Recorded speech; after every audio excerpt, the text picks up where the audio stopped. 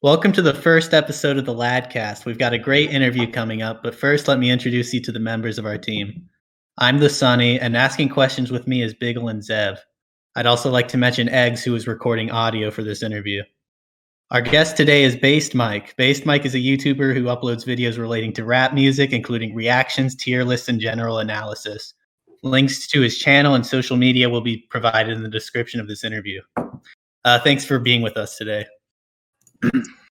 A beer, man. That's a great introduction. I would have been like, yeah, I just make videos like that. We haven't done this before, so it might be a little awkward, but no, all right, it's good. I'll get on to the first question here. It's a kind of a starter one. Where did the name Based Mike come from? All right, so God, I want to say like 2 years ago, I actually used my actual name on YouTube before I started focusing specifically on rap and music related content. But I have one of the most common names in the Western world, one of the most common names a white guy could have, unfortunately. First and last name, just way too common. So it's impossible to find me. At the time, I was doing a 100-day video challenge, which I did not do 100. I think I like 87 or something. Videos are all gone now. They were garbage. But at the time, I was trying to decide what kind of content I wanted to make. So I was creating multiple channels at the time.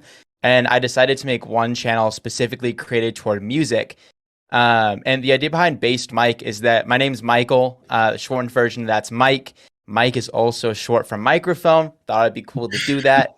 And with based, bass is related to music, like bass and music. And then based with one S means agree with. So I just combined them to add a second S. So agree with music and then Mike. And then that second channel that I created that was called Based Mike, it's gone now. And I just changed my actual channel that I was using to Based Mike. So that's kind of how that came into fruition. So people ever say Bass Mike? People say Bass Mike all the time. I knew it was going to happen when I created the name, but I didn't care. I mean, you look at a lot of the big YouTubers, and a lot of them have names people pronounce wrong all the time anyway. So I was like, it doesn't really matter. Plus, I feel like two S's is more memorable because it's like Based Mike. I've never had that issue. Yeah. So it's kind of just a way to differentiate yourself, since like Mike's kind of a common name, just adding something to it, right? Exactly. Yeah. Okay. So was, I guess, relating to YouTube, was music content kind of what you always wanted to do? Was there another reason you started making YouTube videos? Is there other kinds of like video content you were doing at first? Yeah. So actually, my first few videos were related to me. I think it was me trying to start like e-commerce and dropshipping businesses, oddly enough. I kind of had this like entrepreneurial drive at like 16, 17-ish. So all the entrepreneurs at the time were on YouTube making videos to make extra streams of income. Like, you know, like Ty Lopez's, which I don't really watch his stuff anymore because he's kind of cursed now. But I don't know, just all those guys at the time were doing that. So I was like, oh, guess I'm doing YouTube to kind of follow that. Didn't know what I was doing at the time at all, obviously. And then over time, I just kind of tried doing various other like types and like genres and just tried out a bunch of stuff. And then I had one video, I think about a year and a half into making videos that was music related. The video got like 800 views at the time. And I was like, yo, this is so dope. I made a couple more videos related to music, and then a few videos deep, I think I got maybe 50 views on one of them, and said, oh, this isn't working. So I actually went to completely different. I tried vlogging, and that didn't work. I was getting like maybe 2 views a video for like 100 videos or something. It was so bad. It was like a vlog / self-development thing, but didn't do anything. And then what I ended up doing is after a while, I kind of sorted through all of my videos, which at the time, this would have been about 2 years ago, because I think it was about this month 2 years ago. I had like 125 videos, sorted all of them by most popular. The top 5 or 6 were all related to rap music. And I was like, cool, that's my niche. And I just kind of stuck with it since, and it seems to be working out so far. So you said the first. Oh, sorry. Go ahead. Yeah. So I kind of always tell people I didn't choose the niche on YouTube; it chose me. Is what I always say with that. But yeah. So like your first kind of videos were like basically stuff, did you say about drop shipping sort of? Yeah. A lot of it was drop shipping. Me trying to drop ship, I lost a lot of money on ads. I think I sold maybe 3 things over the course of a year. It didn't do that well. Well, I know he kind of does like financial sort of content, but he said like the ad revenue for like financial videos in particular, like the ad revenue is like a higher rate than other sort of videos. I don't know if like that was something he knew about or. Yeah, I know about that, dude. That's I had a financial channel when I was doing like the multiple channel thing, where I was like showing like my stocks and stuff at the time. Because I was like, oh, financial channels, they have really high CPMs. But that ended up not working out. But I guess it not working out ended up benefiting me. So it worked. Were you actually like passionate about that when you started doing it? The drop shipping stuff? No, I just wanted money. I was a 17-year-old kid who didn't want to have to work a job and wanted to be a millionaire. So I said, you know what? Let's try and find a way to make money. And that was honestly what was going through my head at the time. That's actually interesting. I mean, we were gonna ask this later, but how did that carry into like cryptocurrency? Because I know that you were into that a bit, during the crypto craze of 2021. So I mean, how well was that going? Well, so at the time of during the crypto craze, I think when it was really crazy, beginning of 2021, I had a job at the time, like an actual 9 to 5, so I had a little bit of income, and I was living with a family member, so I had a little bit, but not much. I think I did my taxes like a month ago, and I looked at like how much I made between like stocks and crypto, and I made like $200 off Dogecoin, and that was it. So I was like, you know what, $200 on Doge, I'll take it. I got greedy. I saw it get really high and said it's gonna hit $1.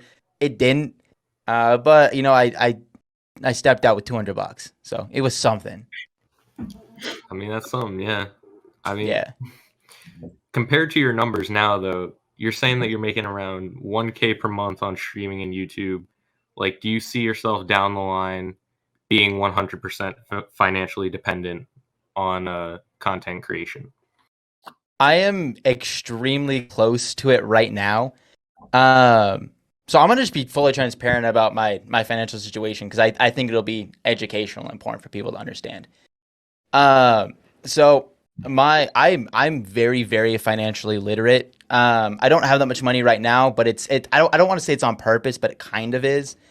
Because I took a leap of like, you know what, if I'm gonna make YouTube work, I have to let myself basically like get broke and just do it as a broke person for a little while until it can really start picking up. And it kind of has been over time getting closer and closer. The downside of that is that I ended up getting like medical debt last year that I'm still paying off, which will be paid off in the next couple months, which is nice.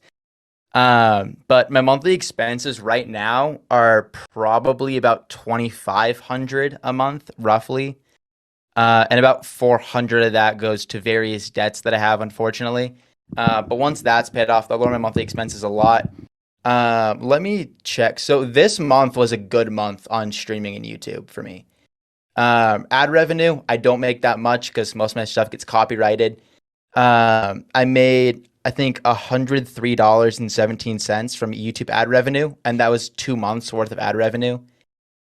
And then I still have 2 more streams this month, but so far this month on streams, I've made $1,616.81.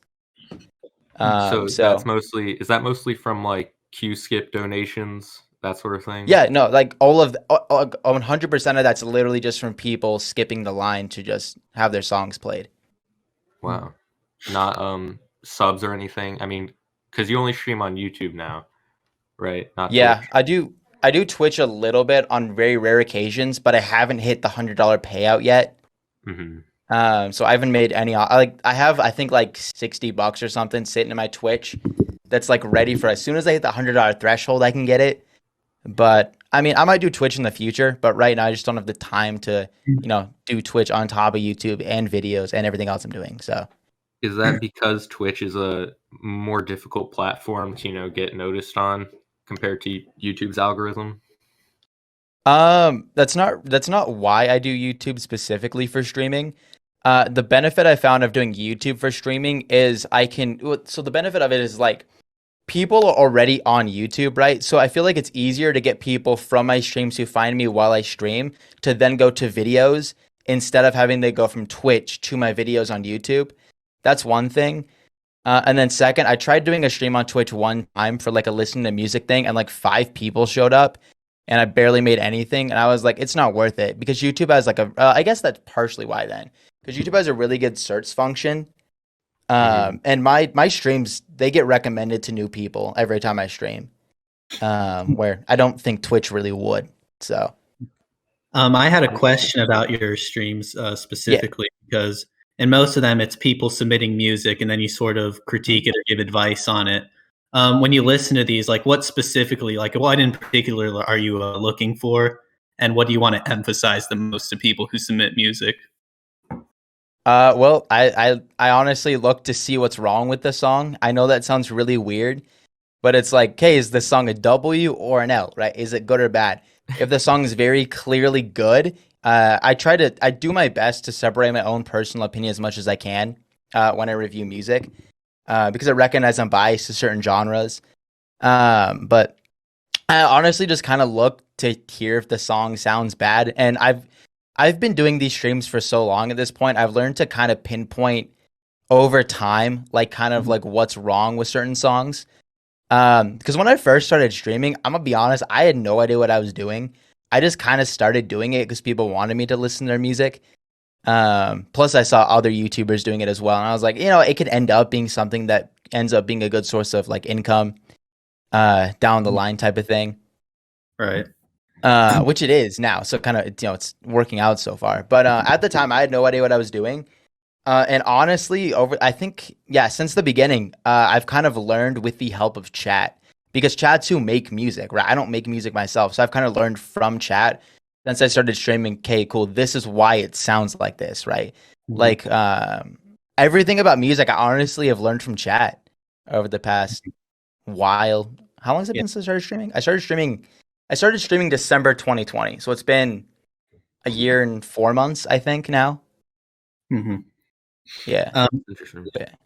I guess like something I have like in relation to like seeing what's wrong with a song. Have you ever had like submissions that you recall were just like, I guess, extraordinarily bad? And is there like anything you can share about that?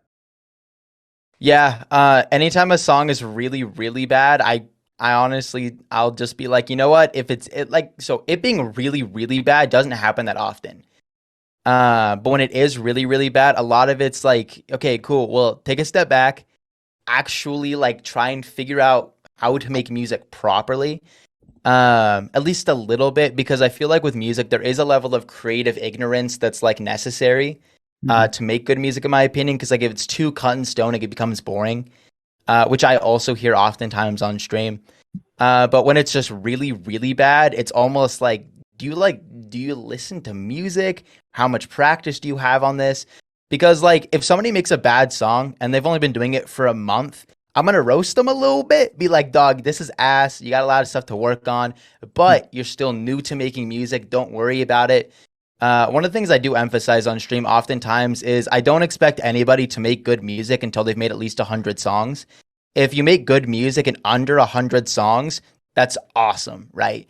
But, make 100 songs with good effort put into them. If after 100 you make no improvement, and you realize it's not working, figure out why it's not working, or honestly at that point might choose something else. But I don't really want to say choose something else at that point, especially if people are enjoying it. Because if you make 100 songs and you don't improve even a little bit, then you're doing something wrong, right, on your end. So it's a matter of sorry. What would you say the like time span on that is, like, to like improve to a certain extent? It depends on the person. I've seen artists improve drastically within like 2 to 3 months. Do you think it's fine if I name drop artists? Yeah, go ahead. Yeah, that's fine. Okay. So I think a good example of improving very, very quickly is hkatana, who submits very, very often on stream. He's still not quite at what he could be yet, but he's still very new. He started making music in December, like 4 months ago. the first few songs he submitted, I was like, dude, this is ass. Everybody in chat was roasting him so bad. He continued submitting music, continued working on it. 2 months later, he submits a song, and I was like, dude, this is like phenomenal. And then since then, he's been submitting good music. He's not like at his peak yet, but the fact he's submitting good music now in such a short time tells me that he's going to be able, over the next few months, by the end of the year at least, to create at least a few songs I think that are going to be like really, really phenomenal. Right? He's an example, honestly, that I think of it being very fast-paced. Where I think honestly he had some level of just natural ability, which I'm not going to deny that that's a thing. For people with unnatural ability, quote unquote, it could be literally up to 5+ years. There are artists out there who take up to 10 years to make anything decent. I know it's not the best example, but Russ, he took him like 10 years of making music weekly, a new song every week for 10 years, before he created anything decent. And at that point, it started working out for him. So, the range to make good music can be anything. When you do kind of like roast people for submitting bad music on stream, right? Do you worry about discouraging them from continuing, or like how do you go about it to like make sure that they continue trying and get to a point where they are making good music? Right. So when I do roast, I always end it with a preface, right? I'll be like, yo, man, this song is ass. And then I'll like use some like analogy that's about it being horrible. I'll like compare it to something bad or whatever. Then I'll be like, okay, cool. I want to point this out real quick. I'll say like, the reason why I'm roasting you is because I care. I want to see you do well. I hope that you come back in, let's call it a couple months or something, continue submitting music, come back over time, and eventually submit something that's just fire, so we can see your progress over time. Because that's my favorite thing to see on my streams, honestly. That just lights me up so much, dude, is when I see people submit garbage music, I roast it, they come back a few months later, and it's amazing. Because what I've noticed is, honestly, every person who I've roasted, at least from what I've seen, obviously I don't know all the time because I might not see everything. But for the most part, everybody that I can think of that I've roasted really heavily, they end up continuing making music, because I feel like, I don't know, I'm kind of in this wheelhouse of like, I think a lot of artists, they need to hear somebody say that their music sucks before they can make good music. Because all of their friends are going to be like, dude, this music's so good, because they're your friends, they're going to say that no matter what. Even if your music sucks, they're going to say that. Like, that's just how the world works, right? Yeah. So I feel like I kind of act as that like voice of reason to some extent, to try and help artists make actual good music and not just music only their friends would enjoy. And kind of the reason why I ended up even roasting is because that worked for me. I want to say, about maybe a little less than I'm trying to think. About a year ago, I think, I actually paid a YouTuber like $15 to roast one of my videos. He roasted me so hard, dude. Like, it was brutal, right? But attached to the roast was advice on how to make my videos better. And I started applying what he said, and almost instantly my YouTube channel started actually growing at a decent rate. So I'm a believer that, sometimes you need someone to just be brutally honest, add in some like advice on actually how to improve it, and how to actually improve it to then go and make something good. Right. Cause I definitely feel that way too, in my experience as a producer. So, before we move on into the next segment, I do have one last question. Going back to like videos and like statistics, that sort of thing, are there any patterns you notice with your most successful videos, like some of the ones that have gotten like 10 to even 20k views?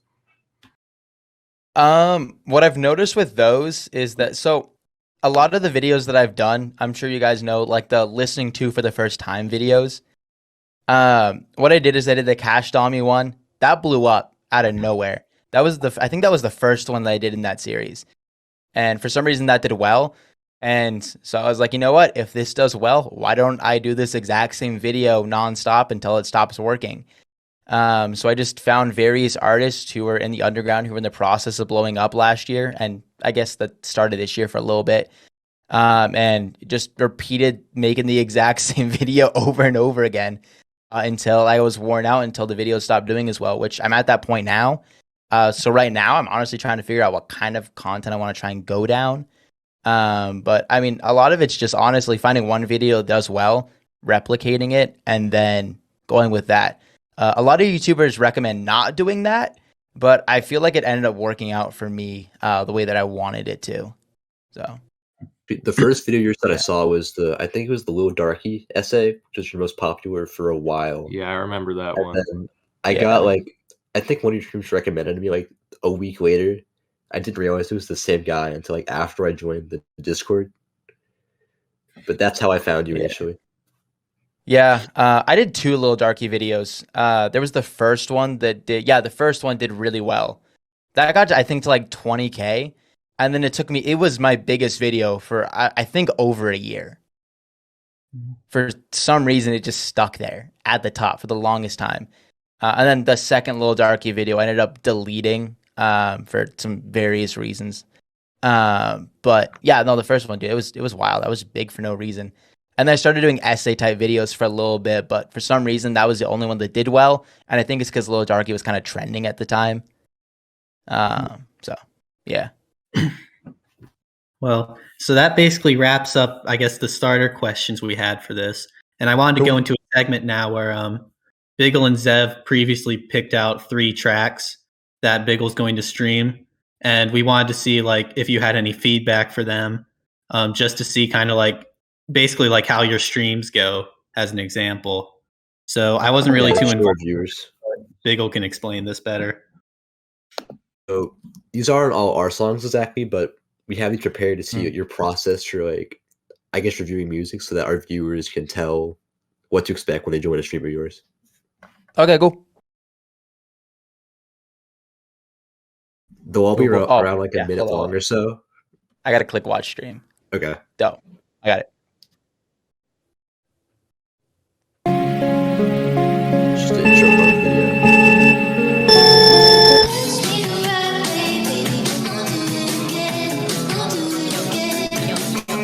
Bitches saying that I'm broke, they ain't never making sense. Finna smack a landlord up, nigga, what the fuck is rent? Chop a nigga like a brick and treat his hoe just like a jet. Claim your bitch, all these stupid niggas on me claiming debt. Play my songs around your girl, she like, ayo, who is that? Young BC bitch, I'm coming up, now she wanna chat. When she see me, nigga, disappear, I know I never slack. Feel like Lucky, where I always gotta watch my fucking back. Niggas think I'm not a hitter, we'll pull up, I'll fucking do it again. I'll do it again, ay. All these niggas fucking whack, talking shit like I want, ay. Yo, all you pussy boys, some bitch, I know you ain't gon'. I'll do it again, ay. They sending messages, all talking niggas are out your mind, yeah. Get my grovelly, a stack of my band like Monopoly. Clock on the street, turn this bitch to a comedy. Laugh in my pockets, getting out of poverty. 4 with a dark tan, I like thick bitch with a dark skin. With the melanin dripping on bone. Fetish that bitches that gripping on post, and sick on the phone. Pippin', I came with my hoes, and I came with a stick, and I came in a ghost. Blame on the blow, propane on the go. Then I go.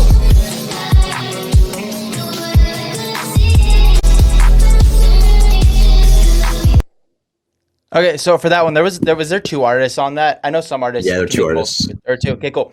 So second guy definitely had, I feel like, more energy. First of all, I don't want to say he didn't carry, but he had more energy. The first guy who I was listening to throughout that, I definitely can tell that he has an ability to rap, but I think he still needs to figure out like what genre he's trying to for. He has one of 2 options, in my opinion, of course. I think one way that he could go. Based on the way that he raps, he sounds like he has a cadence that could do well with aesthetic rap. So I think if he were to mix with some sort of like aesthetic rap, I think that could work. Otherwise, I think that he could go still for the same sort of style, but just add a lot more energy into it. Because I feel like a lot of aesthetic rap has that sort of like monotonous type of tone, but like it works for the style. And I feel like he's kind of like in between 2 different styles.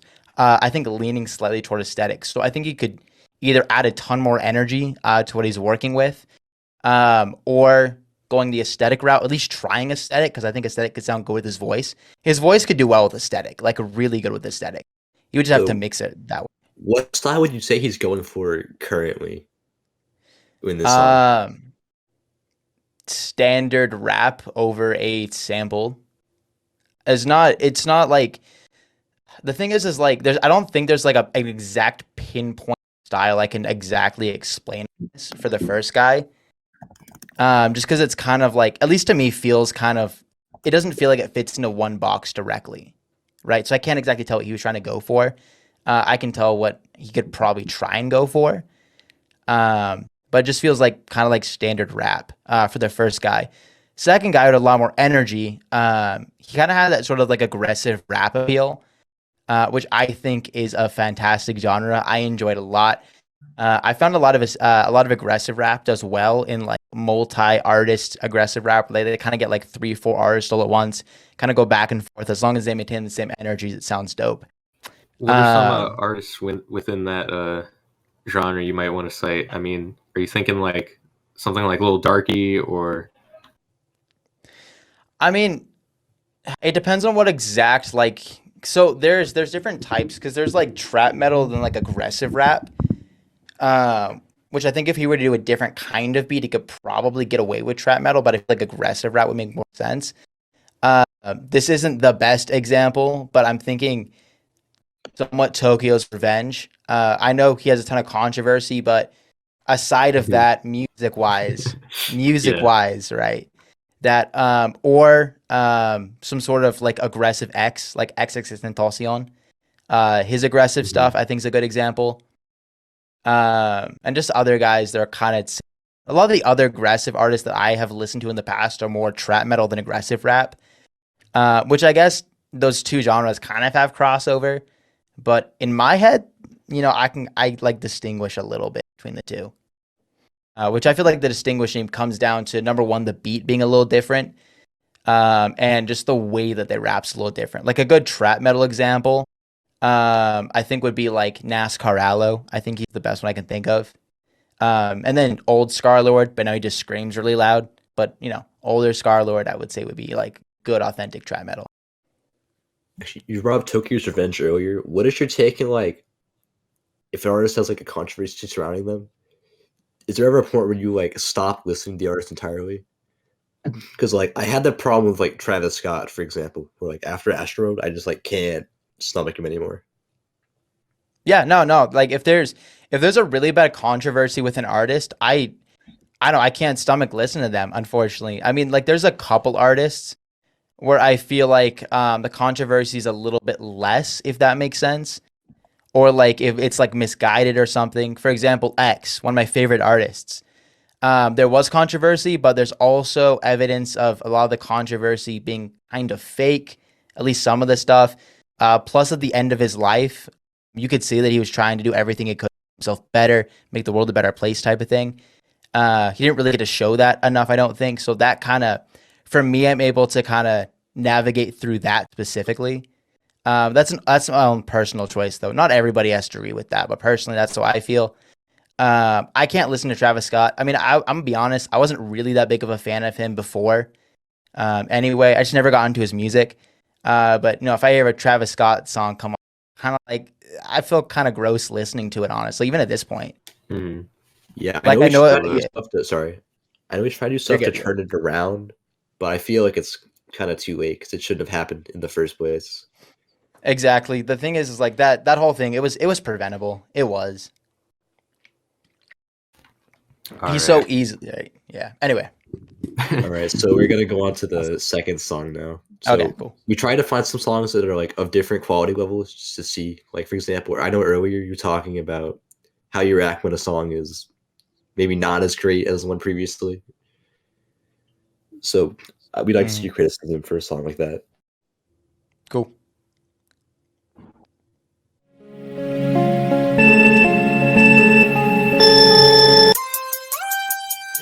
This song is dedicated to Diversify. I think I've heard this song already.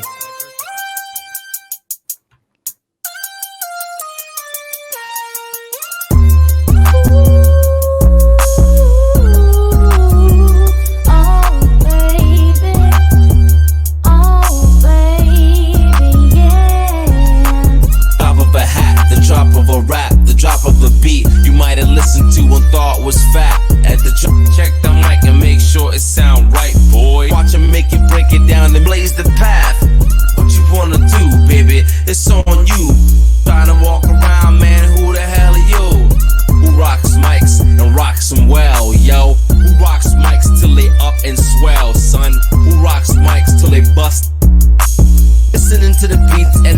funky rhymes.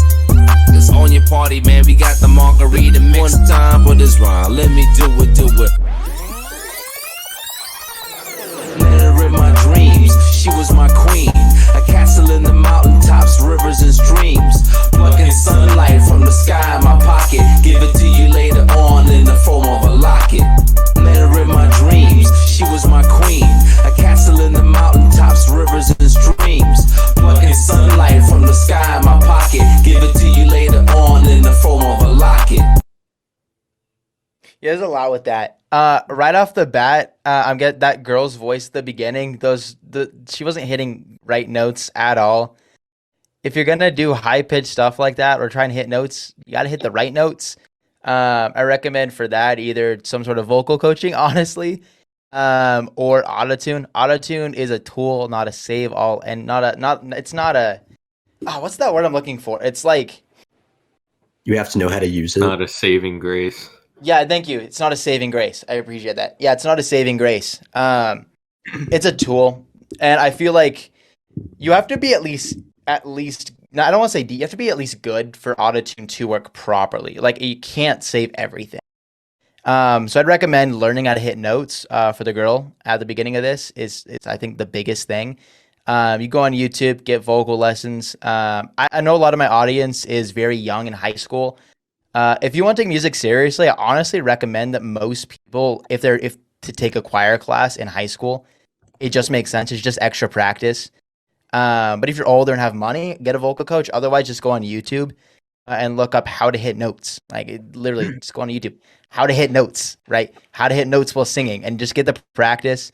You could probably find someone online to help you out for free if you really, really, really look. Otherwise, go on Fiverr or something. Pay $10, $20 maybe. Be like, hey, can you listen to me? Tell me what to work on, type of thing. On how to hit specific notes. That's not something I can help with. I can direct people toward that, but I don't sing myself, so I can't exactly explain how to hit notes properly. But I can kind of give direction on where to look, basically. That's the biggest thing right there. For the main part of the song, there was no flow. There wasn't any sort of good cadence or structure. You were trying to go for that funky, old hip hop sort of feel, but it was done in a really corny way, right? Because at the time it was cool, but now, I mean, it can still sound cool now if done correctly, but it's also kind of corny now. So I recommend that if you're gonna do that genre, do it for fun. It's gonna be very difficult to do well as an artist in this day and age with an older style like that. Just to be transparent about that, that's just how it is, unfortunately. I don't say don't do it. Just recognize it might be a little harder to just kind of get yourself out there, because not many people are really listening to that style anymore. Or if they do, they like to listen to old artists and they don't want to listen to anybody new, type of thing. So it's just a little more difficult. But I really feel like trying to get any sort of flow or cadence, because he's kind of stumbling over his vocals constantly. So trying to get some sort of just actual structure with start to finish appeal. The lyrics were kind of mid. I'm gonna be honest.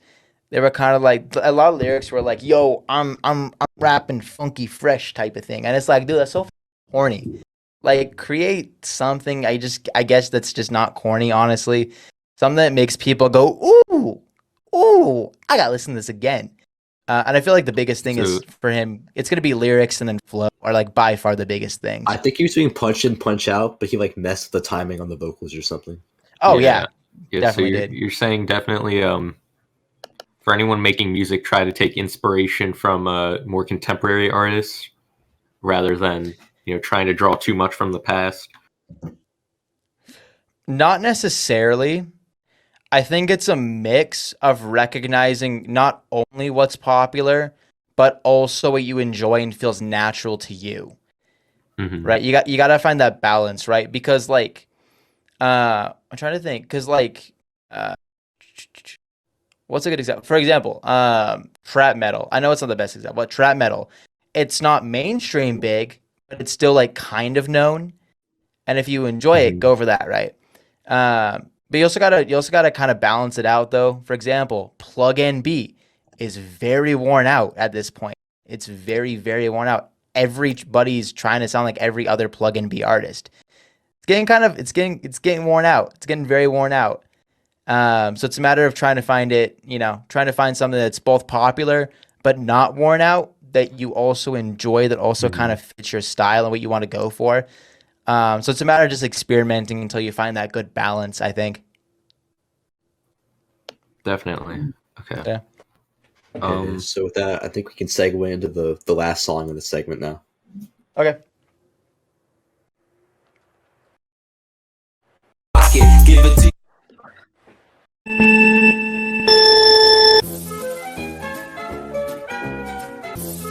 It's work. Sir, it's work. It's work. It's work. Why you bike so hard?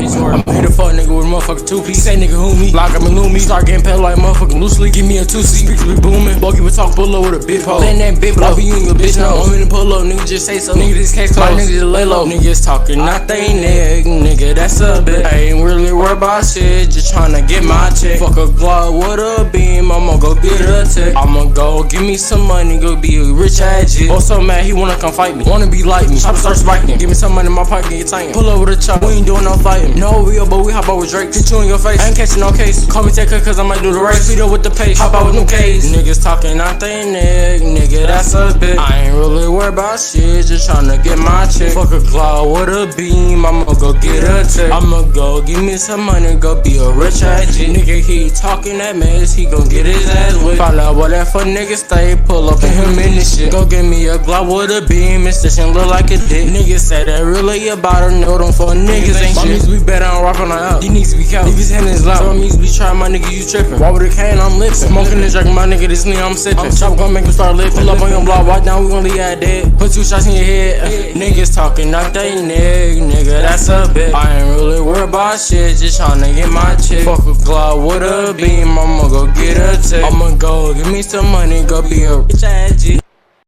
Okay, few things with this. Number one, I do like the sample. It's like low-key nostalgic. I think that was a good idea to put that in there. That sample was a good choice. Things that need work. Ad-libs definitely need a lot of work, especially at the beginning. Those ad-libs, they weren't hitting. They were kind of like, they just felt like an awkward, like, 15-year-old trying to spit on a mic, trying to get some ad-libs going. It's kind of like trying to, I don't know, just doing something. It just wasn't hitting. So ad-libs are so important in songs, by the way, especially in rap. Ad-libs are so important. You got to make sure ad-libs are good. Ad-libs need to work for sure. Regarding the rest of the song, it sounds like he was kind of stumbling over his flow a little bit, stumbling over his words. So I feel like trying to create some sort of like, I don't want to say, what do I want to say with this? Trying to create some sort of like, I guess making it so we can actually hear the vocals clearly, and really making sure that each bar sounds like full and like, so you get through all the way through the bar type of thing. This almost sounds like it was a one take. I don't know if it was or not, but it almost sounds like it might have been. I always recommend after you make a song, listen to it and look for errors, right? Because this one, I feel like it really needed a lot more vocal clarity and a lot more, I guess, just like for each verse to really be understood and heard. I think that's a big thing. The mixing on this also needed some work. It wasn't bad, but I think it needed some. It wasn't like really, really bad mixing, but I think it needed work for sure.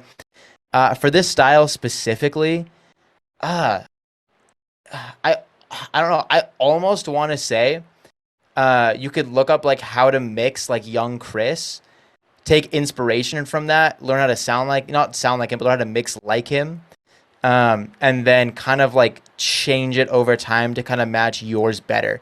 Right, like kind of learn how he mixes, take inspiration from that. I learned how to kind of adjust it quite a bit to some extent, but to adjust it, fit your style better and more.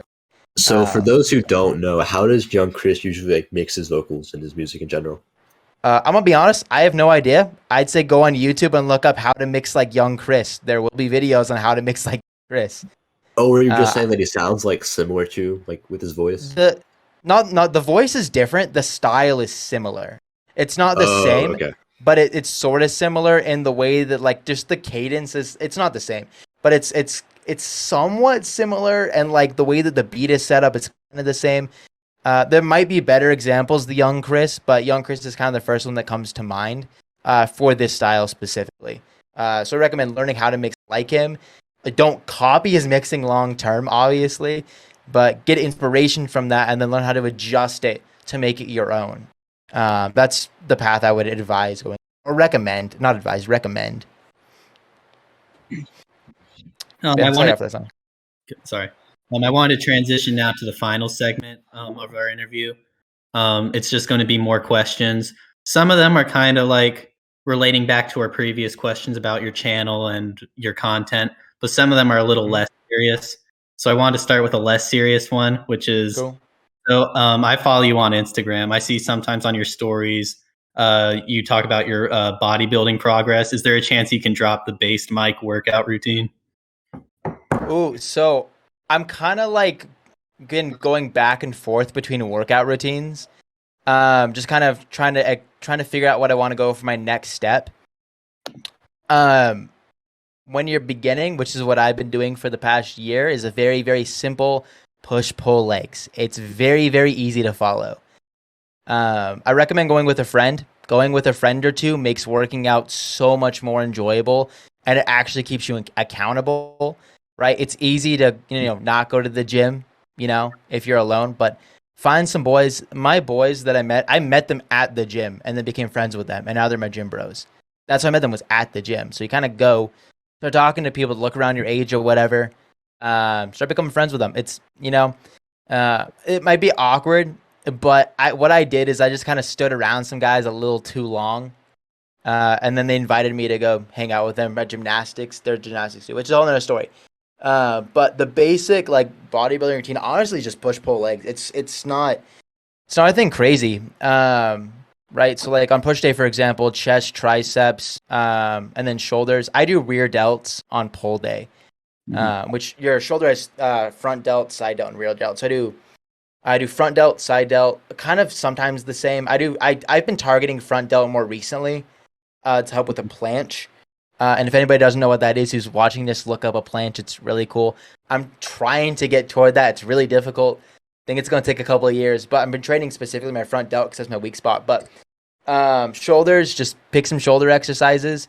When you're first starting, do like 6 sets, I'd say, for chest, 6 sets for like triceps, 6 sets for shoulders, and then pull day. Like what I recommend for most beginners, honestly, is like pick 2 exercises for each muscle group. Like, for example, for chest, do, let's say, 3 sets of however many reps you decide. You have to decide for yourself weight as well as reps, because there's times where I'll train heavier and do less reps, times where I'll train higher reps and less weight. Just depends on what I'm feeling, honestly. Yeah. Kind of get to know yourself, trying to what you go for. For chest, for example, I'll go with a friend, do like 3 sets of bench, 3 sets of like cable flies or something. Triceps, 3 sets of skull crushers, 3 sets of like, I don't know. What are they called? Tricep extensions. And then for shoulders, pick 2 things. And then for pull day, I do biceps, back and lats, and then rear delts. My back and lat routine is probably the most aggressive. I go very, very heavy when it comes to pull-ups. I do a lot. They're my favorite. It's my favorite exercise. I go heavy with pull-ups. Like, I'm sure you're on my Instagram. You've seen that. I go heavy. I do a lot for pull-ups. Like, there's a lot. So that takes up most of my lats. Yeah, so that's a lot of my lat workout. Holding sideways on the jungle gym equipment. Yeah, that's abs. That's mostly abs. Aside from no, sorry, go ahead. Oh, you're good. Aside from bodybuilding, is there stuff like you do outside the gym to stay active, like jogging or cycling? No. I should, but I don't. Well, I mean, I guess kind of outside the gym, because like once a week I go to a gymnastics studio and train various like calisthenic static movements. I tried tumbling a little bit like a year last summer. Did that for a little bit, but I kind of found I just prefer just focus mostly on calisthenic stuff. Yeah. Kind of go with the calisthenics boys. Do that. The one at the park that you saw on my Instagram of me I was trying to hold a flag. That one was on the day we usually go to gymnastics, but it was closed because there was some like gymnastics meet. So we went to a park instead, hung out there for like an hour and a half, and just did calisthenics-y stuff for like an hour and a half. Now that it's getting warmer outside, I'm not gonna say it's gonna happen, but it might end up upping to like twice a week, possibly, about us doing stuff like that, which I would love to do. But we don't know for sure because it depends on everybody's schedules. And I have been meaning to start walking a little more now that it's getting warmer. Plus, it would be helpful because I'm doing a little cut right now. I'm a slight caloric deficit. If I stop losing weight on my caloric deficit, then I'll start definitely including cardio because I don't want to lower my calories anymore, I'm being honest. So I'll just keep the calories the same and then just add cardio like twice a week or something. Go walk for like 45 minutes. But yeah, I mean, I used to run when I was younger, but I don't know. I might in the future. But right now, I'm just kind of like, the classic bodybuilder anti-cardio thing. Or it's kind of like, I know I should do it, though. But I'm not perfect, and that's okay. It's fine. But yeah. So, as an aspiring creator myself, right? I'm 5'5", so I look up to you a lot. I've heard you're 5'6". How has that affected your life in any way, shape, or form? I'm not 5'6". I'm 5'8", actually. And not like guy saying 5'8". I'm like actual 5'8". With shoes on, 5'9". When I had short hair, 5'10". See, that's what I tell people too, but they never believe me. Nah, I'm like actual 5'8". So you're actual like just average height. Yeah, I'm like literally average height. When I was younger, I was a little bit kind of, I guess insecure about it. Honest, I was insecure about my height because a lot of my friends when I was growing up were really, really tall for some reason. So I felt a little insecure about it. I kind of fell into this mindset when I was younger of like, oh, girls only date guys over 6 feet, which it's a lie. It's a fucking lie. Like it's not true. Like it might be an advantage, but like there's plenty of girls that'll date shorter guys. This right? might be I mean, speaking about that, like childhood and whatever, did you have a diverse friend group growing up that introduced you to new music and stuff like that?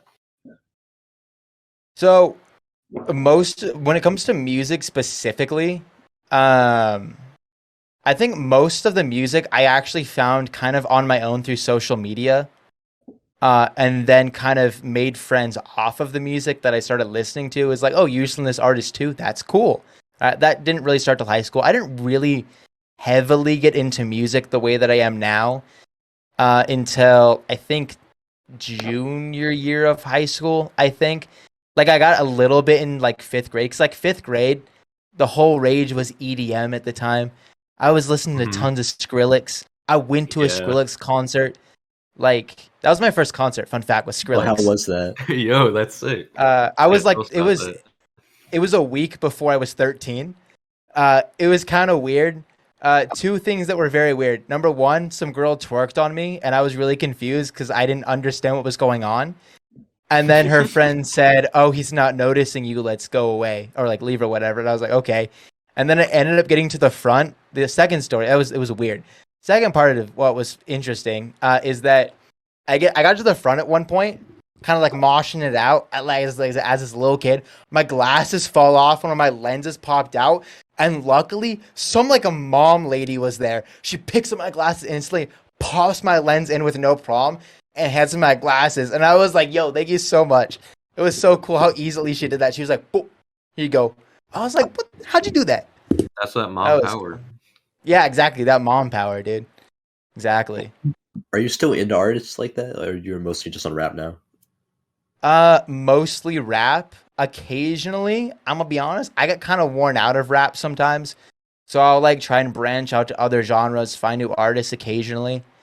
But you it's ever go back to rap. Skrillex? I mean, I know personally me, on some days, I kind of like to go back to my roots, listen to a bit of Skrillex, couple bangers.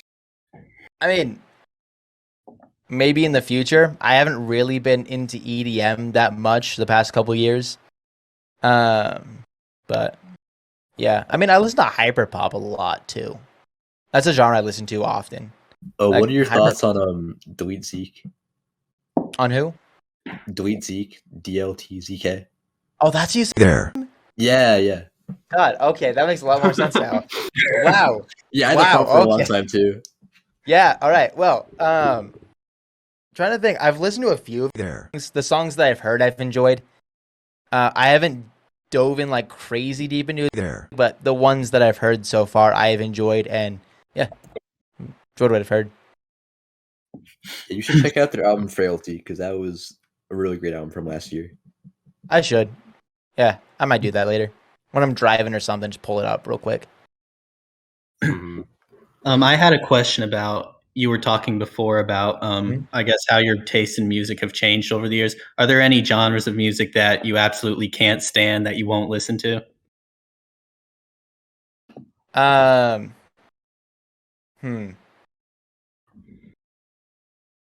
mean, like, I'm trying to think. Like, if someone plays country, I don't care. I'm not but I'm not gonna go out of my way to listen to it. Right.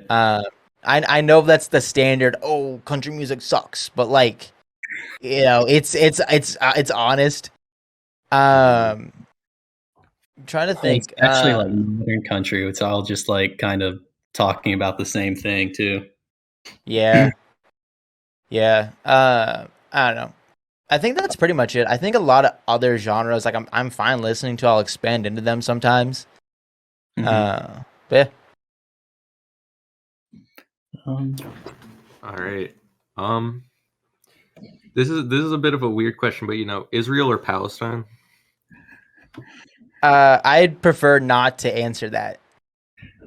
I get it. I feel like staying out of stuff like that. Like, I have my opinion on that stuff, but I'd prefer not to share that stuff publicly. So type I of mean, thing. offshoot. Do you like to stray away from politics in general? I mean, do you like look into that kind of stuff at all, or do you just prefer not to share your opinions? So I was very, very, very heavily involved in politics from probably about 13 to about 18. But then I kind of realized that constantly obsessing over it was making me really, really unhappy. I found that the whole political realm, especially in the United States, I don't know about other countries, but especially here, I found can be extremely toxic. So I try to avoid it, honestly, for my own self-satisfaction and just general overall happiness.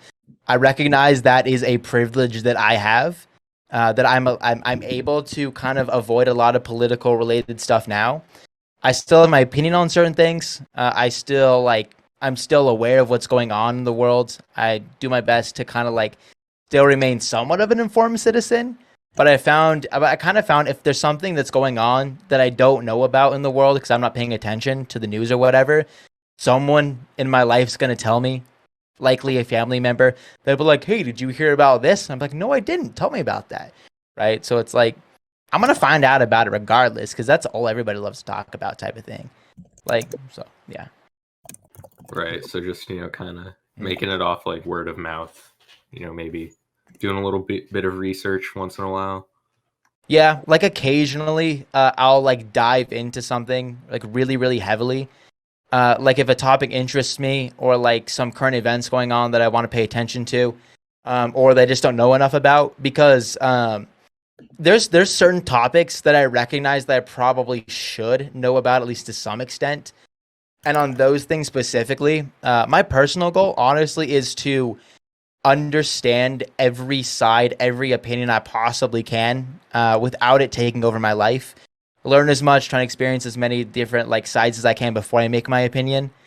I'm not somebody who's like, oh, this group says this thing, so let's believe this thing. I'm like, hey, let's listen to them, but also listen to every other group, every other person that's talking about this. Try and kind of get multiple sides before I decide what I think and believe for any sort of political view. Okay, just to get back on track a little bit. So back to the topic of your streams. Do you have a favorite artist that you look forward to when they submit? I think there's a handful that I get excited for, and it's mostly people that are just there constantly. Would you want to name drop some of them? Yeah, I can. I'm trying to think of some that I find fun just because they're all the time. Love Jacob, Gohan XDS. Trying to think of some other ones. Cash Katana. I like Cash Katana because he's always there, and I've been seeing him improve so fast, and it's just so much fun to see that. Do you take credit for him improving it all? I'm sure I had influence, but here's the thing. I'm sure I have influence on him improving. However, it's all him. Like, I recognize, like, I'm sure I had influence, but, like, I don't take credit. Like, he couldn't have done it without himself, you know? Of course. So I don't want to take credit for that. I'm trying to think of others. I think Slick is one that I enjoy. His music's just fun to listen to. Trying to think. 12. Every time 12 submits, dude, he's so talented. He's so good. I love when that kid submits. Trying to think of some other ones. Rue's very, very new, but I see a lot of potential in Rue. So I'm excited to see where they go over time. Trying to think of any others. There are other ones, but I can't think of any right off the top of my head. I mean, they know who they are, right? Yeah, no, The like regulars. basically, yeah, all the regulars, dude. That's my favorite thing. People who are constantly on stream, and I get to see them improve over time, dude. I love it. It's so cool to see. Yeah, shouts out to them. They've earned it. So, Oh yeah. got a question. What artists do you think are most influential in your life? I mean, I see you got Juice WRLD on the wall behind you. Juice and X behind X. me. Most influential in my life. I think honestly, if I had to pick one artist, I think it would be X for sure. Cause like I'm just gonna be vulnerable for a second, boys. So, junior year of high school is when I started getting into music, right? At the time, I was being like really, really heavily bullied, like really, really bad. I kind of just shut it out the best I could at the time. But it was a horrible time in my life. I'm gonna be hunted. Like, it was not a good time in my life. But that same year, I discovered X's music right around the time he dropped 17. And at that point, I would just listen to a bunch of X, and X kind of led to me listening to a bunch of other artists over time, just because at the time I was using YouTube Music, because I didn't have Spotify. I was using YouTube Music. And I was like listening to X and like other songs that played by other artists that kind of expanded that very heavily into like rap and stuff. But I think definitely X, because he was the first artist I discovered to kind of, I guess, help me kind of cope with the fact of being bullied through my junior year of high school. So I definitely would say him. There's lots of others, but I think that X's music had the biggest impact by far. Yeah, I think a lot of people have a similar experience, having an artist that helps them get through an experience like that. I mean, do you have any advice for like kids that might be going through a similar experience as you had? Oh, yeah. If you're in high school or middle school or whatever, and you're trying to, deal with being bullied, literally none of it will matter in a couple of years. The second you graduate, you literally never have to talk to those people ever again in your life. Like, so it's like, just honestly, I know it sucks for the time being. You just kind of got to deal with it sometimes. If you have the cojones to do it, which I did not at the time, confront them if you're able to, because oftentimes I found brushing it off doesn't really do anything. They'll just continue doing it, continue pestering you. If you're able to, I don't want to say fight back, but kind of come up with some good comebacks or something. If you're that kind of guy, go for it. But worst case, just kind of, I know it sucks, but deal with it until you graduate high school. And if it's really, really bad, graduate high school early. That's what I did. I said, you know what? This sucks. I'm going to go talk to my school counselor, see if I can graduate early. I asked if I graduate a year early. He said, no, you can graduate half a year early. So what ended up happening, which ended up kind of working out, because like my senior year, which was only half a year, was kind of fun, because I only took electives that year. I basically completely switched my schedule. So all the kids who were bullying me in all these like difficult advanced classes I was taking, which were kind of all in my junior year, I switched to I don't want to like the lower effort classes basically my senior year. Yeah, and I found those kids are honestly a lot more fun to hang around than the because I'm gonna be honest, dude. Like the kids in like the super smart classes, most of them, there's a lot of them. I don't know. I was one of those kids. They had this kind of like low key, like stuck up sort of feel. No harm to them. Seriously. Yeah, they take it. I took it too seriously. I took school so seriously for the longest time, and then about junior year, I was kind of like, why am I doing this? And I was like, you know what? Let's just graduate high school and just be done with it. When I say that, if anybody's listening who wants to take school seriously, go ahead, take school seriously, go to college, get a good profession, whatever. But I know there's also people listening where that's not the route for them. So it's just finding whatever the best route is for you. Another advice for that is if you are being bullied, the person who's bullying you is probably being bullied by somebody else, or they have their own really, really, really difficult life, right? Like, for example, I'm not going to say the kid's name, but the kid who was bullying me the most, he came from a very, very wealthy family, and he was bullying me so much. I don't know what was going on with his life, but I'm guessing it was something regarding his family that was causing him to do that, or he was unhappy about something. And then I found out a few years. So what ended up happening is like we shared a mutual friend group. I was friends with him for a while. And then he ended up just becoming a dick out of nowhere and just bullied me for the rest of the school year or whatever. And for a little bit senior year, but I didn't really talk to him. I kind of avoided him as much as I could, but a little bit throughout that. And then I think last summer, so I've been out of high school for a couple years now. Last summer, I saw this kid that I knew from middle school, oddly enough. I hadn't seen him the longest time. Saw him at like a party. We kind of caught up. He was like, hey, do you remember these guys? And I was like, oh, yeah. And apparently what had happened is that so the friend group that I was part of at the time with him, the kid who ended up bullying me, all those kids ended up moving into like a dorm together or like an apartment or something.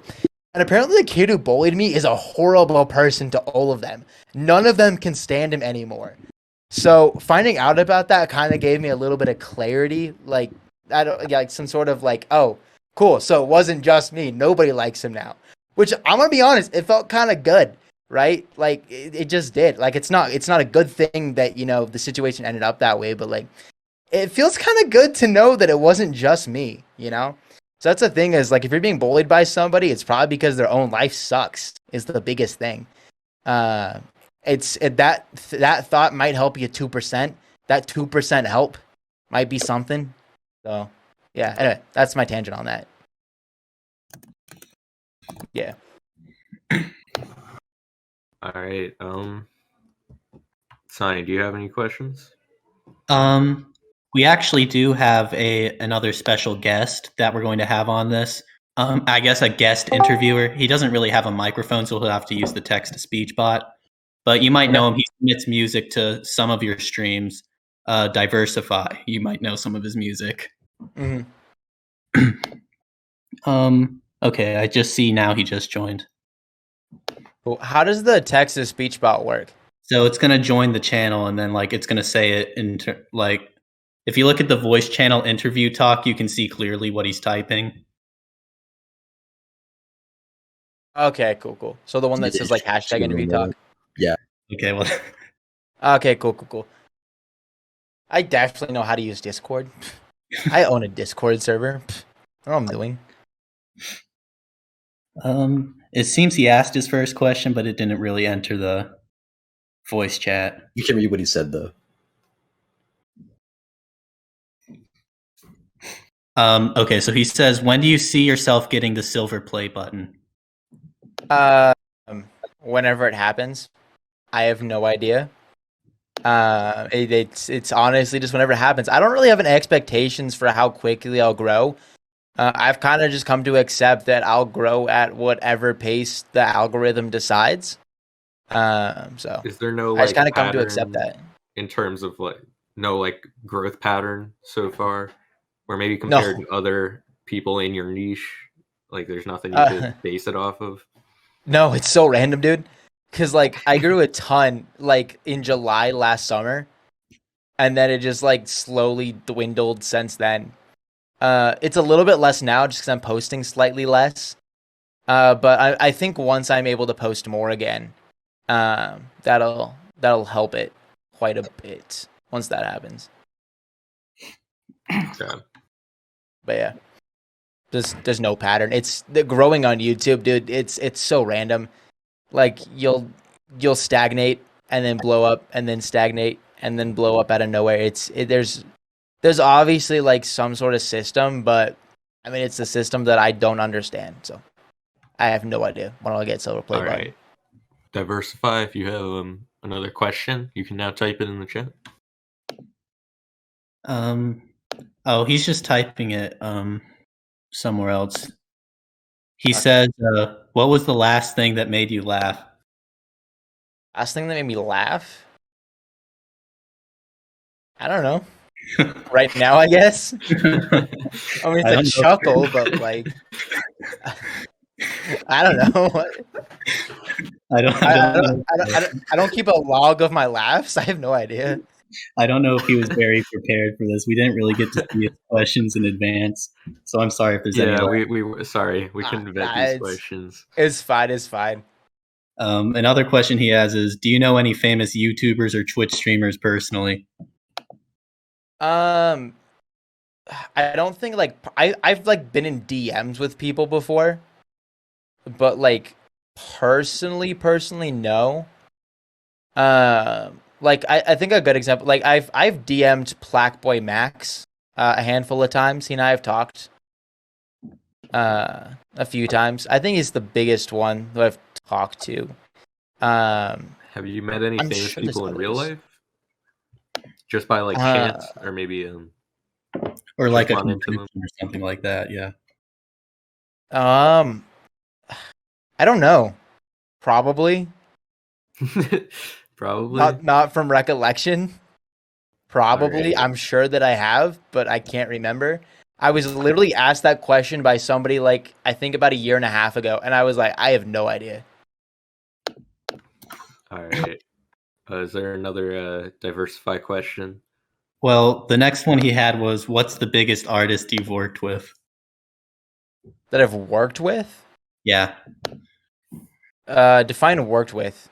Well, I was thinking about it actually, and I guess because I know you were working on an album with members of your server, and like, is that just members of your server? Like they have, is there a certain level of fame that any of them have, or it's just?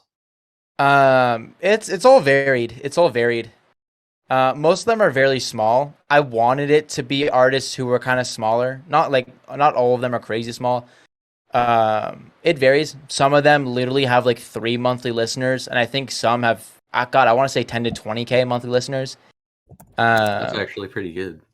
It varies a lot. Yeah, and some of those artists, like a couple months ago, they didn't have that. Out of nowhere, they just started growing, and I was like, dude, this is what's up. So I'm excited for the album. I'm excited for the album, dude. Yeah, it's gonna be a while still, but I know Do that you want your Patrick's community to be like? Oh, sorry. Yeah, sorry. I know that Patrick's CC's album kind of helped like all the people in that grow a lot. Yeah. I mean, that's part of why I want to do the album is because I mean, I don't. It sounds weird because I remember having the idea for the album before Patrick CC released his album, and I don't remember if it's a copied idea. I don't know if I bootlegged his idea or if it like, or what I did with that. I don't remember. I think I did, but I don't remember because I had the idea in like December of 2020. And there's two people that can vouch for that because I talked to them about it. Neither of them are on the album. But there's two people that I talked to about it who are artists. But I talked to about it at the time. I was like, oh, I have this idea to do this at some point. And then I had the idea for the longest time, dude. I literally built a list of like, God, I want to say 300 or 400 artists that just submitted music over the course of like 6-7 months. And then finally was like, hey guys, I'm doing an album. And then I've literally been, I'm still adding artists, I think. Because there's been, I think, a handful of people who said they would do it. And then I text them a bunch. And then after a few months, they just stopped responding. And I'm like, okay, well, cool. Guess we'll find different people for this song. Which I knew would happen. I knew it would happen. It's fine. But I think we're still adding a few more people, possibly. I don't know if 100% for sure. But I mean, I'm sure I've added a handful of people the past month or two. Do you have like a release date in mind for that? No, not even close. Nothing at all. Even this year? Even this year? This Yeah, year, it'll be this year. Okay. It'll be this year. Good to There's 6 songs that are done so far. I'm aiming for 12 to 15, trying to get closer to 15. I'm aiming for that. But you know, a lot of it depends on how quickly artists can get stuff back to me. Because there's some artists, there's been like, I think there have been artists who literally, like, it literally took them like 2 days to get me a song back. There was one artist, like literally 2 days. Song was phenomenal. I was like, this is perfect. Other artists, especially the songs that have like multiple artists and like 2-3 artists. Sometimes those have taken, I swear to God, like 4 months to put together. Some of them. Right. That's just what happens. I realize that's just part of what it is. I just came to accept it. I'm okay with it. Right. With this album, and you know, like your community at large, the Discord server, the streams. Do you see it being like a hub for collaboration and growth? Like, I know a lot of artists like to start collectives and, you know, promote each other that way. Do you see your community serving a similar purpose for each other? I kind of already has. I've seen a lot of artists collaborate from the server, like a lot. And a lot of them submit on stream sometimes. I think there's been multiple who have made like full EPs and albums together that just like met on the Discord server. It's so sick to see. Yeah, I mean, I feel like the format of the feedback streams does kind of lend itself to that. You know, people seeing what everyone has to offer artistically. Yeah, it definitely does. Yeah, and it's cool to see because like there's been a good amount of artists who started making money off of my streams, which I thought was interesting. Like those be like, they'll be like, oh, here's my song, promote it, and then people hit him up for features and stuff. Or for example, Demi, who's in the server, dude, I swear I don't know how much he's made, but I'm sure he's made a bag off of just mixing for people. So that thing's been cool. So I mean, that's one thing I love about the server and just the community overall is that like I'm not only been helping artists make better music, it's helping them collaborate in like network, and a lot of artists, I think, not a lot, at least a handful. I don't want to say a lot, I'm gonna be modest. At least a handful of artists have started making some sort of money off of their music from being on streams and stuff, which is so sick to see. All right. It looks like How many subs does Diversify have? I have no idea. Do you want to take? Do you want to take a guess? Just like a wild guess. 10. I don't know. That's probably close to like how many real subs he has. Correct. Oh hell yeah! Verify. Whoa. Do we have a reward prepared for getting that right? I think another question to bring a reward. All right. So, Base Mike, I was watching your I think it was the video where you go to like the college, like ask people what they're listening to. I know that's a popular trend right now. Are you going to continue doing more like, I guess, real life style videos, or is that like a one-off thing? I might. I'm sure I'll try it again in the future. The one that I did, it was slightly discouraging because the video flopped very hard. And that video took so much work. Like so much work to put together, and it flopped. It was a little bit discouraging to do videos like that. However, I likely will do more in the future. One of my friends gave me the idea last night that I could go out and be like, and just ask people who they think the hottest rapper of 2022 is. Be like, who's your favorite rapper? Or be like, who's your favorite artist? Who's the hottest artist of 2022? Some stuff like that. It's still related to music. There's a chance I might do that, but just do it better. Because I'm gonna be honest, like it took a lot of effort to put that video together. But it was like okay. It was also like low-key kind of crusty because we didn't know what we were doing. Like at all, we just kind of went for it and said, you know, let's just make it happen, type of thing. And there was a lot. went wrong with it. But Were you confident going into it? Like the fact that you had to ask people the questions? So, first, like 2 people I asked, the most nerve-wracking thing in the world. I swear to God, dude.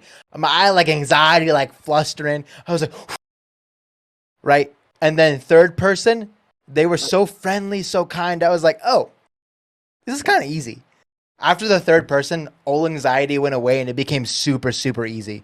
But the first 2, dude, that anxiety was rushing. My heart was beating so fast. No, because I don't know. You catch people off guard, asking them what they're listening to, taking out the headphones. I mean, in a lot of those videos, you can see people are like, very startled. Oh yeah, no, like there's a couple of those people that like I like ran up behind them real quick to like ask them, and there was a couple people that I'm pretty sure got a little startled. And what I found is honestly like I thought we'd get some like Karens or something, but like it was really chill. Because like if somebody didn't want to do it, they would just keep walking and just put their hand up like this, be like, "Nah, I'm good." I'm like, okay. I guess more on Really the simple. idea of like real life videos. Have you been recognized in public yet? Kind of. So I was recognized in public one time at a concert like a year and a half ago. Maybe 2. No, it was before COVID. 2.5 years ago. But I was recognized from TikTok on an old TikTok account. So technically, yes. Was that account like big at all? I think I had like 7,000 followers, but I had a video go viral that had like 200K, and it was like a Utah related video. So all the Utah people saw it, and one person recognized me off of that. But that's been it.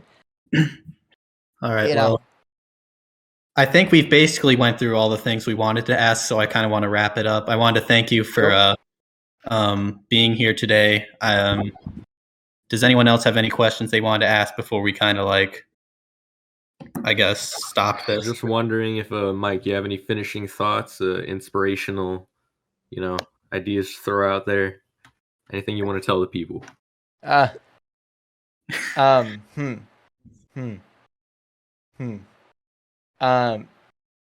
Figure out what you want in life. Like, what do you actually want? Like, not what. Don't figure out what you want to impress people. Like, what do you actually want? Type of thing, right? Like, what do you actually want? Like, really think about it, and then see what you can do from there. I think. All right. I know that's kind of mid advice, but that's what I got off the top of my head. No, that's good advice. I mean, I appreciate that. All right. Yeah. I want to thank our viewers for watching this. Make sure to like and subscribe, and be tuned for more Ladcast episodes in the future. Thank you. Perfect. Thank you guys for having me today. It was fun. Yeah, no problem. Of course.